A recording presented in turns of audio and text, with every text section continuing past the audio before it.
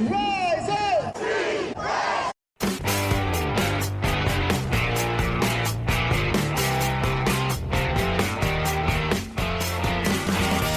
This is the Rise Up See Red podcast, all about the Arizona Cardinals and the NFL, featuring insider and outsider perspectives. Enjoy the best hour of Cardinals talk on the web. Now here are your hosts, Jess Root and Seth Cox.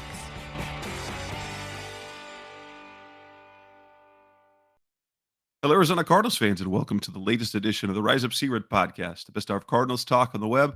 I'm your host, Jess Root, for CardsWire.com, USA Today's NFL Wire site. It is episode 710. It is the first of two preview shows for Week 7 as the Cardinals take on the Green Bay Packers at home this weekend at 4:25 p.m. Eastern, 1:25 p.m. locally here in Arizona. This is our opponent preview show. So to do so, bringing back on a man who joined me in the offseason from many hours away. It is actually very early in the morning for me. Mark Oldacres from Packers Wire joins me once again. Mark, thank you so much for taking some time to join me on the show as we get round 2 of Cardinals versus Packers a year later. Yeah, it's only been a year since the last game. I was watching just to get kind of refreshed on how that game went. I couldn't really remember too much of it, so I had to go back and rewatch that one. There wasn't much for the Cardinals to see. There was beat down. Oh my gosh! Yeah, that was not the Cardinals' finest game last year. But no, good to talk to you again. Week 7. Can't believe we're already kind of getting towards the midway point of the season. So looking forward to this week's game. I think it's going to be an interesting one. And while the Cardinals are this is their last game before the bye, the Packers had a very early bye. They had a bye week in Week 5. They come back out of the break to beat the Cincinnati Bengals 27-18. Packers fans probably fine with the win, but against that Packers team, against that Bengals team, they probably expected a bit more. Nonetheless, what we have is a 3-1-1 Packers team that ranks 9th in total offense and 5th in total defense. And that's in yards. 8th in points scored, 10th in points allowed. And that they are sitting currently atop the NFC North after Detroit lost to the Chiefs. And so how does it feel to sit atop the NFC North? It feels good. It feels strange. Not because it's been a while, but in terms of sitting top with a tie. The tie always feels really, really strange when it happens, and then you kind of don't know whether it's good for you or bad for you. I feel like till the end of the season. It could be a help and it could be a hindrance. And so far, it's a help having only the one loss and the Lions being 4-2. To be kind of top of the NFC North. So I think that was kind of the goal this year for this team. There's no doubt, especially after since we last spoke, they made the big trade, of course, for Parsons, and that really ratchets up the expectation levels to kind of winning the NFC North is kind of the bare minimum. I think expectation this year. So it's good to be up there this early in the season. Yeah. So tell me about since Micah Parsons arrived, what have Packers gotten from him so far? Statistically, he is second on the team in sacks behind Rashawn Gary's 4.5. He has 8 quarterback hits to Rashawn Gary's 9. What has been his impact so far, and is the trade paying dividends thus far? Yeah, I think absolutely it is. I think it was kind of one of those things where in the aftermath of a trade like that, there's kind of a natural want to kind of think, how could this almost go badly?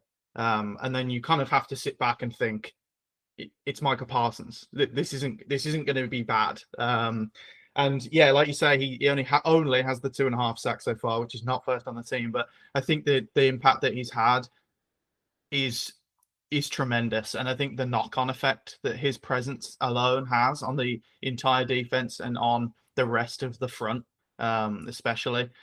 Rashawn Gary didn't have his best year last year. His sack total was relatively low, so to already be at 4.5, you can already see kind of like the presence that Parsons has, the attention that he draws, and how that's freed up other guys to get sacks. Lucas Van Ness, a former first-round pick who was veering towards kind of looking like a bust territory, has started to look like a player. He's getting more one-on-one opportunities and he's making the most of them. So I think it's just been, he's kind of slotted every other pass rusher that the Packers have into sort of their rightful place. And it's just lifted the entire defense kind of to a new level, I think. Let's turn to the offense for a bit. Tell us how it has been thus far. Josh Jacobs has not been, let's say, the big player. He's been a little less efficient this year at 3.7 yards per carry, but does have 6 touchdowns through 5 games. What has been the case? And Jordan Love looks solid so far statistically. What has been the story offensively for both Jordan Love and for Josh Jacobs? Yeah, I think let's start with Jacobs. I think with the, you're right to say he absolutely hasn't been as efficient this year. And this is something that kind of coming into the season, I did look into and kind of identify a little bit that Josh Jacobs last year routinely on a week-to-week basis was making magic when there was nothing there. He was really defying and getting more than was blocked for him. And the Packers run blocking unit did not grade out particularly well last year. And traditionally they haven't done. The kind of organizational philosophy seems to be that, you know, their offensive linemen, they want pass blockers, which is obviously what's making you more money and what is more valuable ultimately. And then the run blocking is kind of secondary, and they rely on the scheme and the running back to kind of create that. Jacobs did that to such an extent last year that I did think, and he also carried the ball so much last year, that it was always unrealistic to expect him to do exactly the same thing this year and create to that level on his own. And they did make attempts, to the Packers' credit, to improve the offensive line or keep adding to the offensive line and keep that kind of stocked in the offseason. They spent big money in free agency, and they spent a second-round pick. Unfortunately, what's been the case is since, I believe, the first quarter or the second quarter of week 1 until last week's game against the Bengals, their ideal offensive line was not available. Zach Tom, who's their best offensive lineman, right tackle, who they just paid, he got injured in the Lions game, an oblique injury, which he's now playing through. He remarked after the last game that he didn't remember anything from the second half because he was in so much pain. So that's what's. Oh, that does not sound good. Yeah, so that's what's going on there. So and that's been the case. They've been shuffling around. They've had to shuffle mid-game. Sometimes it's gone well, sometimes it hasn't. But I think what's really suffered is kind of there hasn't been much to work with for Jacobs. On the Jordan Love side of things, the pass protection in general has been much better. Jordan Love, I think, has picked back up right where he was at the end of the 2023 season, before kind of the 2024 was injury stricken the entire year with different injuries, and it really impacted him, especially in his mobility. You could really see that already this season. He's had several big plays on the ground where he's picked up key first downs on third down that he just couldn't have done last year. And he looks back to that end of 2023 form. I think he, at this point, he seems to make one kind of big wrong decision a game that looks, when Jordan Love makes a mistake, he doesn't make that many, but when he makes them, they look like the most ridiculous decision you've ever seen. So I think that doesn't lend itself. And also, he doesn't put up kind of the gaudy numbers in terms of like the counting stats because of how balanced the offense is. But I think the way he's been playing and operating this offense is a borderline MVP candidate level. I think he's been a top 5 or 6 quarterback in the league this year, in what's been a weird year already at quarterback, without question. I think he looks completely in control, and this is kind of what Packers fans were hoping to see from Love, and it's happening so far. Yeah, and, not already having the bye is putting him behind in statistically, but in perspective, the Packers have over 1,259. They've got 1,259 total passing yards this season, and from Jordan Love. That's in 5 games. The Cardinals have 1,282 in 6 games.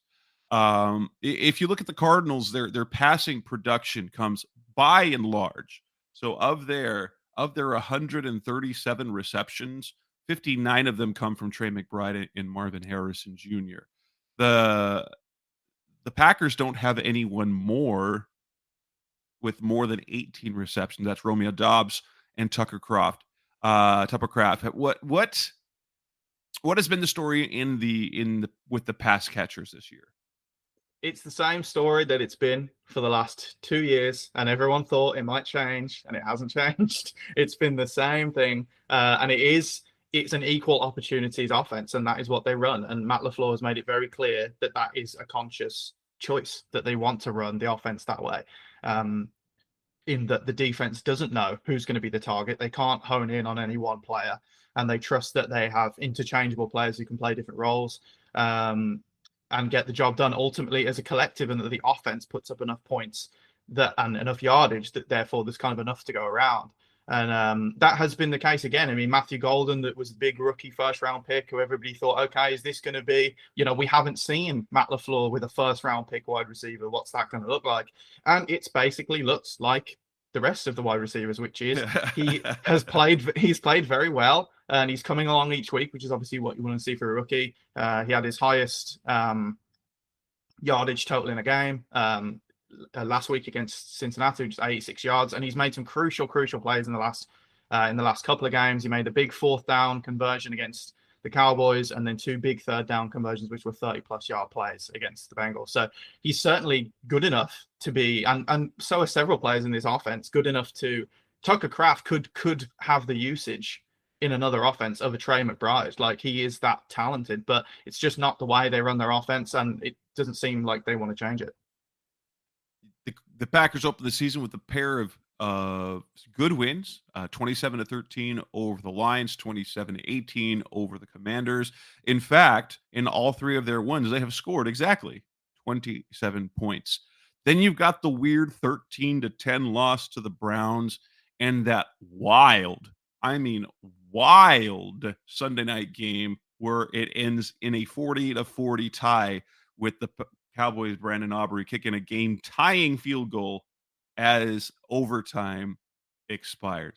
What has been the best part of the Packers season so far? And can you explain the Browns game? Because that doesn't make any sense.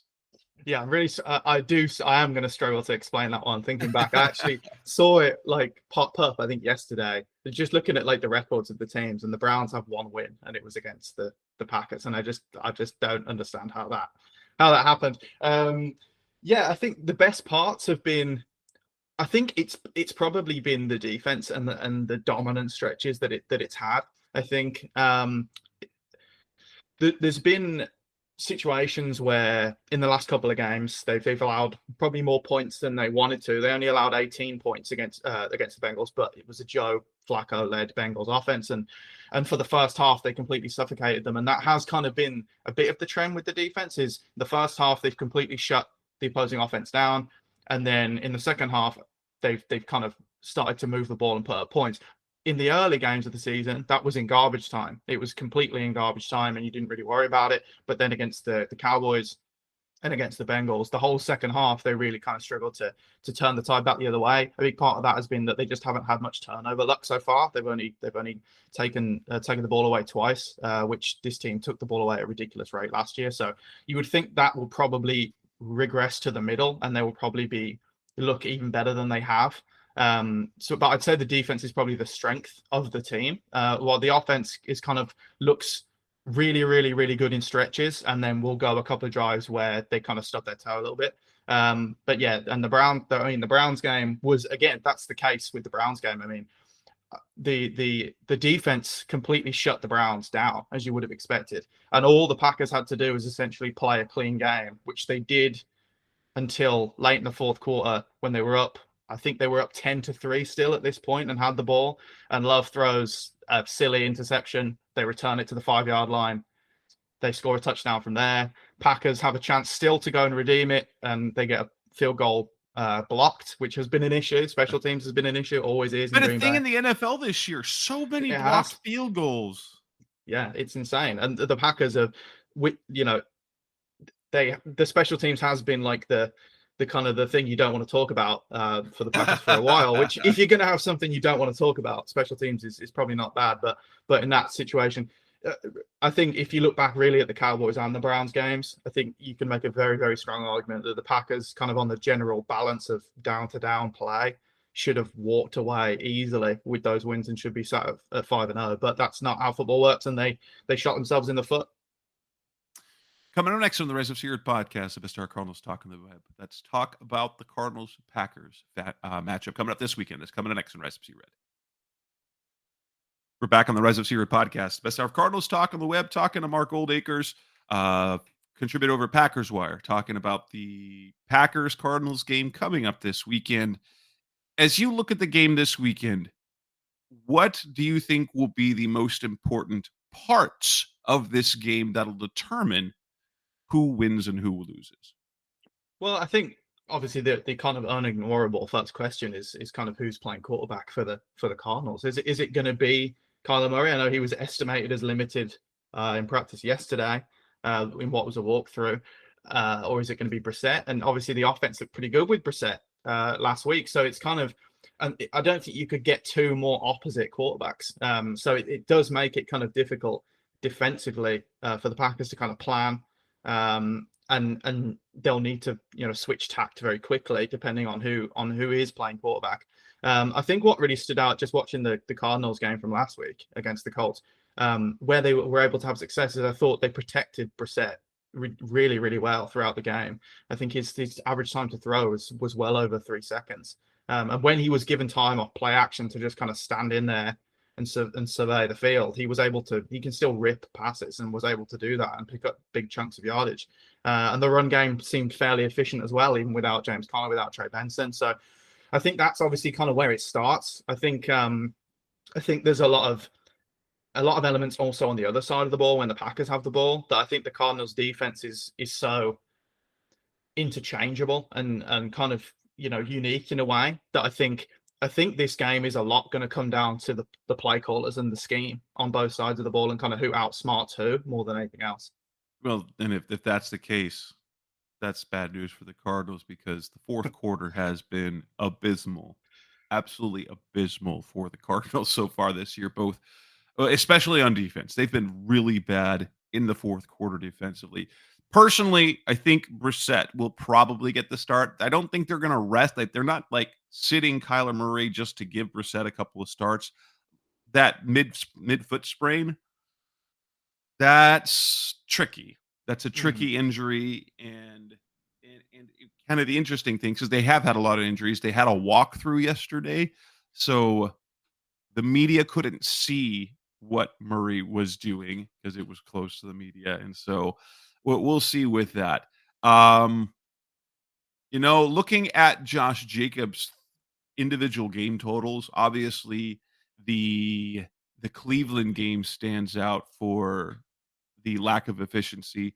Though last week against Cincinnati, he had his first game average of more than 4 yards a carry, had 93 yards, 2 touchdowns, and also added another 5 catches for 57 yards. So he the last 2 games, he's surpassed 150 scrimmage yards, and the Cardinals are coming off a game where they gave up 123 yards to Josh Taylor. In week 5, they allowed 67 yards and a touchdown to Troy Pollard. And then on top of that, in week 4 against the against the Seahawks, that Kenneth Walker went for 81 against them. And then actually had 110 total yards from scrimmage because he also had a 29-yard catch. I think what we're going to see here is, depending on Josh Jacobs' game, is how this game is going to go. If they are able to bottle him up early, I think it'll be close. But if he busts free, if he can crack that 110, 120 yards from scrimmage kind of threshold, I think it's going to be really hard for the Cardinals to win. And interesting you say about Jacoby Brissett's time to throw. He was also hit 12 times, and that was against the Colts. He was only sacked twice. Kwity Paye got him twice, but between between the Micah Parsons and Rashawn Gary, my guess is this game is that they're going to get home more against Brissett this time. And so the edge play in particular, now Paris Johnson over left tackle has been fantastic, but Micah Parsons against whoever he's lining up against, whether he's going lining up against Jonah Williams at right tackle, or they slide him inside to try and take advantage of the interior. Cardinals, though, interestingly enough, it's almost been night and day with him in the lineup. Guard Willer Hernandez, he got into the lineup. He's finally healthy. In one game and one quarter, in 14 or in 13 possessions offensively, the Cardinals have scored 9 times with 6 touchdowns since Hernandez was inserted in the lineup. And it's not that's a weird metric, but he has settled things. What other matchups do you see are the ones to pay most attention to? Yeah, I think you nailed it there with the front. I mean, rewatching that game, the Cardinals game from last week. Again, there was a lot of times where he kind of had a lot of time, and a lot of the times he was hit were kind of his fault. Like he was kind of willing to stand in there and get hit. And I did think, I wonder what this will look like against the Packers front in terms of what happens if he doesn't have the time initially to stand in there. What they've handled in the last couple of weeks, the Packers front against the Bengals and against the Cowboys, is a quarterback who is extremely willing to fire the ball very, very quickly. I mean, Joe Flacco was catching the ball and throwing it. He was not letting that front get home. I don't know if Jacoby Brissett has it in him almost to kind of go with that if that's what it needs. So I guess we'll see. Kyler Murray probably a bit more so, but as you say, if you think Brissett's going to get the start, that's going to be interesting. I think on the other side, for the Packers perspective, it all has to be, I think, about Trey McBride. I mean, he had a great game against them last year, obviously in the loss, but I think he caught all 8 of his targets for 96 yards. And he's just a constant threat, up the seam behind the linebackers. That was a real big problem for the Packers in general last year. They seem to have kind of fixed it a little bit. And again, they are kind of forcing quarterbacks to just throw it quicker. So it's not so much of an issue because the front has been putting so much pressure on. But I think Trey, it's kind of from the Packers side of it, if you're looking at how do we lose this game? How do we end up, giving up a lot of yards, a lot of points? It kind of starts and ends, I think, with Trey McBride. He's just such a special player at that position. Any other matchups? I on the other side, I'm gonna look the same type of thing, but on the other side of the ball, and that's gonna be the Cardinals linebackers against Tucker Kraft because Tyler Warren was tough on them, 6 catches and a touchdown. They gave up catches, I think, to Juwan Johnson when they played the Saints in Week 1. Juwan Johnson was their biggest threat. So that's going to be another one as well. So let's move on then. Coming up next on the Rise of Seer podcast, Mr. Cardinals Talk on the web. Let's talk picks, predictions, and more. That's coming up next on Rise of Sea Red. We're back on the Rise of Sea Red podcast, Mr. Cardinals Talk on the web. Packers are 6.5-point road favorites, and by a lot. That's 6.5 points. That's a lot. This is a game on the road. Yeah, that's a lot for a road game. And to me, this tells me that I don't think the odds makers expect Kyler to play, because I think if he were projected to play, and if the report comes out that he is going to play, I bet we'll see this line shift by 1 to 2 points would be fair. But how do you see this one playing out? Yeah, it's an interesting one because I think if you just looking at the teams on paper and kind of the players that both sides have, especially I just think with the Cardinals at the moment, like they've just been so ravaged, kind of, both their top 2 running backs down. I mean, now Marvin Harrison has a concussion and it hasn't exactly kind of really happened for him yet in the way everybody hoped. And again, you might be dealing with Jacoby Brissett at quarterback. And then on defense, there's good players kind of littered throughout it, but they look a little bit light. Maybe not the most physical. So I think on paper, if you looked at it as kind of from the Packers perspective, you would think this is a game we should win. we should win. Probably not in too difficult, to do that. However, it's a road game. They haven't won on the road yet. They've obviously had the loss and the tie. It's only 2 games, but they haven't won on the road yet. So that is something that they have to kind of a box they need to check. And I think you just kind of, having watched the Cardinals games, and just every single one seems to be so close and come down right to the wire, and there's some kind of craziness involved. You just kind of assume that we're probably also going to get dragged into that, even if on paper it doesn't seem like that might happen. I tend to think it will, and it will be close. And also the way the Packers have been playing the last few weeks, I think they are going to make it closer than it should be. So that's kind of my feeling on it.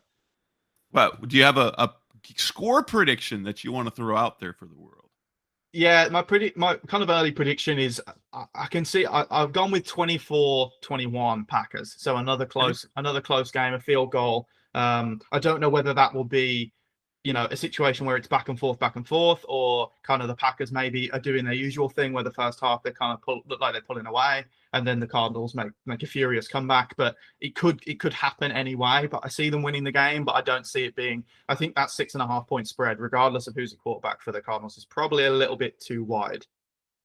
And I personally think that I'm going with the guess that the Brissett's going to play, that things are going to come to earth. We see this from backup quarterbacks. You get a backup quarterback in the lineup for the first time, and everyone elevates their play a little bit. But Brissett is who he is. He's not, like, at best, he's a low end starter. He can have games, and I think the Packers pass rush is going to be a problem for him. I'm picking this game, Packers 27, Cardinals 20, given to continue the trend where the Packers score exactly 27 points. And that's the fact, when I kind of put my prediction together yesterday, I hadn't looked at I'm like, oh, 27. They're going to have another one. So 27-20, they do cover the spread. But for me, I don't think the defense is going to be particularly good against the Packers. I don't think they're going to. I think they're going to. Their play against Josh Jacobs will look better on TV than they actually do, and he'll bust out for a couple of long runs. Like on TV, you're like, oh, they're doing a good job with Josh Jacobs. At the end of the game, he's got 98 yards on 15 carries, and you're like, oh. Yeah. Like, what happened? And that kind of has been a little bit of the Jacobs, almost the Packers run game thing. It's kind of it's a little bit feast or famine. Like sometimes they really hit a few, and then it's kind of like 2 yards. Like they do try and they commit to it. I think that's the other thing, is that if it's not working early, they just stay with it. But I think you're also, the 27 points is also astute, because not only have they scored exactly 27 points in all 3 of their wins last year, they averaged on offense 27 points a game last year, the whole season. So 27 seems like the number. They just can't get to 28 4 touchdowns, I guess. I don't know what that's about, but yeah. Well, if they keep winning, there's nothing like it. And No, their nothing wrong season with high, their season high is 40, and they didn't even win that game. But the Yeah, Cowboys bizarre. are a team. Like, what are the Cowboys? What are the Cowboys, and why are they doing that? But whatever. So, who do you expect statistically to stand out? Well, let me just throw some props out there that I have up. So, Mhm. more or less, over or under 1.5 touchdown passes for Jordan Love. The minus 150, the vig on the over suggests that should be easy money and not even a great value, honestly.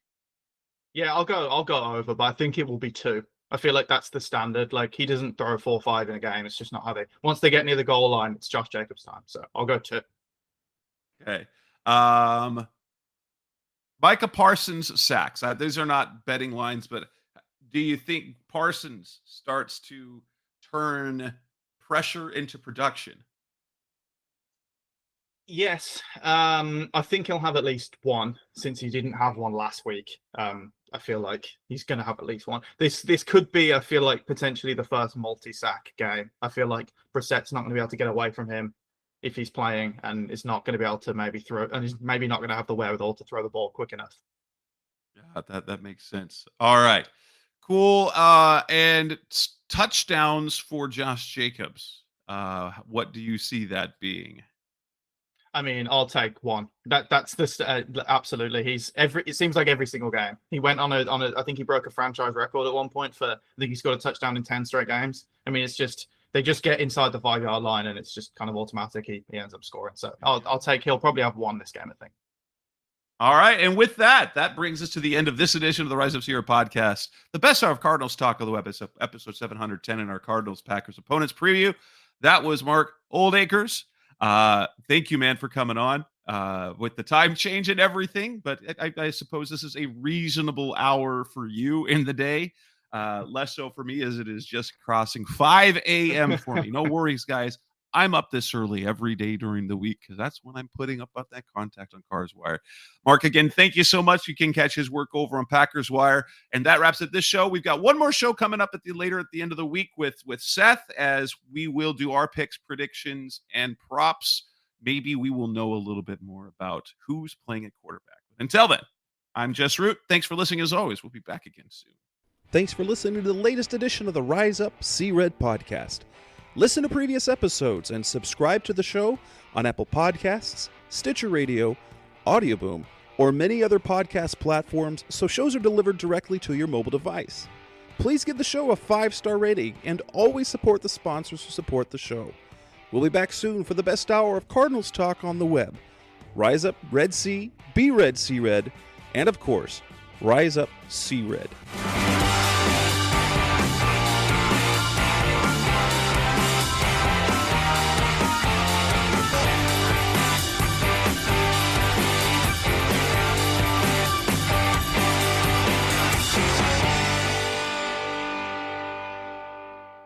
Red!